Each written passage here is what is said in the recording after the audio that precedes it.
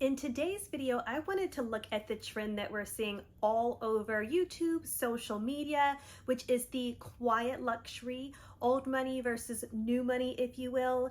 And I really wanted to see how that related to me and what I'm interested within fashion currently. So I don't know if you guys have noticed, but I feel like Tiffany and Company has really made a big comeback or a big return back into fashion. Now, I know debatably people will say Tiffany never went anywhere. It's always been relevant. You always know what that Tiffany blue means. And I would agree with you, but December 2022, Lenox opened up their Tiffany store, and that really got me to thinking, where did this resurgence of Tiffany come from? How did it come about?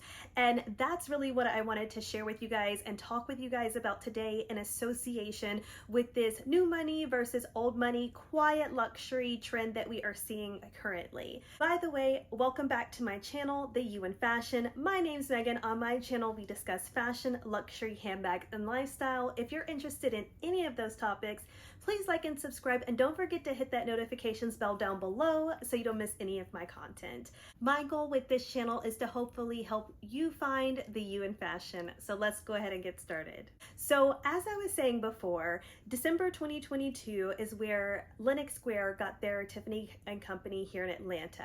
Prior to that point, you would only find Tiffany and Company at Phipps Plaza. After the arrival of Tiffany and Company, I was seeing a ton of promotional items for it, for their lock item pieces, for their hardware pieces that they have, and it just made me realize how popular Tiffany and Company has become recently again. Now, I do want to focus a little bit on the fact that it's been in Phipps Plaza for the last 50 plus years, according to my research. Now, that's important because if you live here in Atlanta, and I'm hoping if you're watching other places, you may have a good comparison. Phipps Plaza in Atlanta would be the equivalent, I would say, of old money. Growing up, I never even had a reason to step into Phipps Plaza because that's how expensive everything there was. If you weren't going for a purpose, you weren't going to spend money, there was really no reason for you to even step foot in Phipps Plaza, where I would compare Lenox Square to very new money aesthetics. So very much so, growing up, Lenox was the place to hang out. They have a variety of stores, not only high-end stores, but other stores for all age groups, pretty much any other mall you would find, plus the luxury side of it. And during my research also, what I noticed was that they considered putting Tiffany and Company in the Avalon, which is in Alpharetta. And if you look at the differences of where they considered putting the store, I feel like they were really strategic in what they decided, because Alpharetta, again, would be characteristically here in Atlanta, somewhere that maybe people with old money typically would live, where again, Buckhead has this very new money reputation, right? So I think that it was so smart of Tiffany and Company to go this route and try to get not only the old money, but also the new money to come together. And I think that's why they picked Lenox Square and Buckhead, because that's where they knew that they would get the type of clientele that they were looking for, in addition to the people that they already had shopping at Phipps Plaza. So then that brings me into the next part that I wanted to look at here, which is the way that they chose to do their advertisement. So also within my research, they were very particular about who they chose to do their advertisement when they relaunched themselves. While I was doing my research, Tiffany and Company was actually acquired by another company, which made sense as to why there was this resurgence.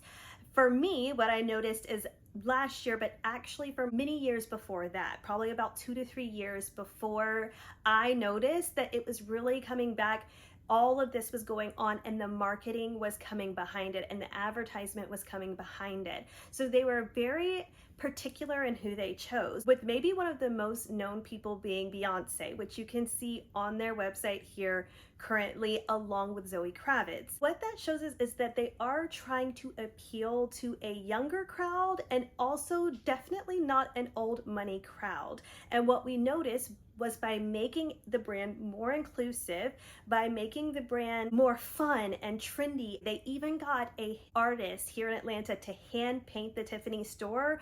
They saw an exponential increase in the amount of people that were interested in purchasing Tiffany and Company. And just like that, Tiffany and Company became cool again.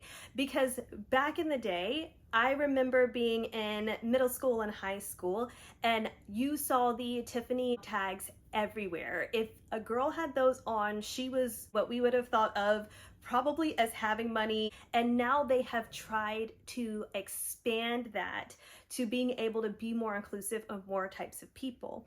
So that's why I felt like this was a really good way for me to relate to this content, because the old money versus new money aesthetic seemed not very authentic to me as just like a regular person. I would not consider myself to be old money or new money. I save up for the things that I want and for the things that I want to have, and then I purchase them. So I wanted to get something that was relatable and just to see how old money, even with a company such as Tiffany and Company, very much need this new money as influencers to be able to make their product relevant again. So I thought that that was really cool and really interesting, and something that I wanted to bring to you guys and get your opinion on. Do you feel like, from what my thoughts are, is that you really need both of these things? Old money is subtle.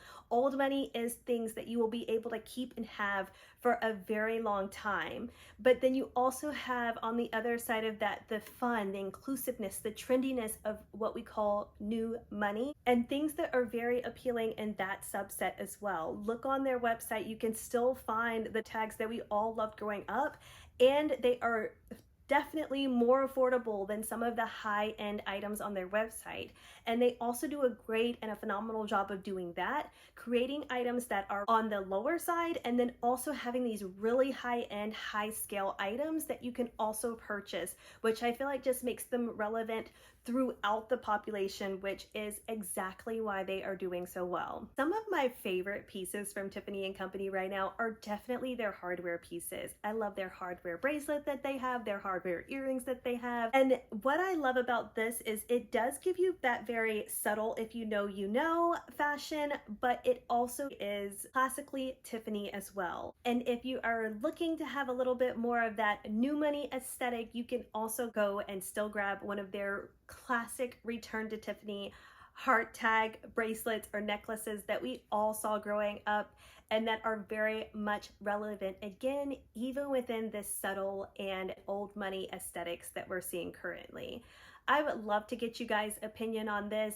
I would love to get your opinion on if you've noticed Tiffany has become a little bit more popular, or if you're one of these people that like Tiffany never went anywhere. It just took all of us some time to circle it back and realize how relevant it is again. Do you agree with me that you need a little bit of old money and new money to be relevant here today? And I hope that you enjoyed this video. Thank you guys so much for watching. Bye.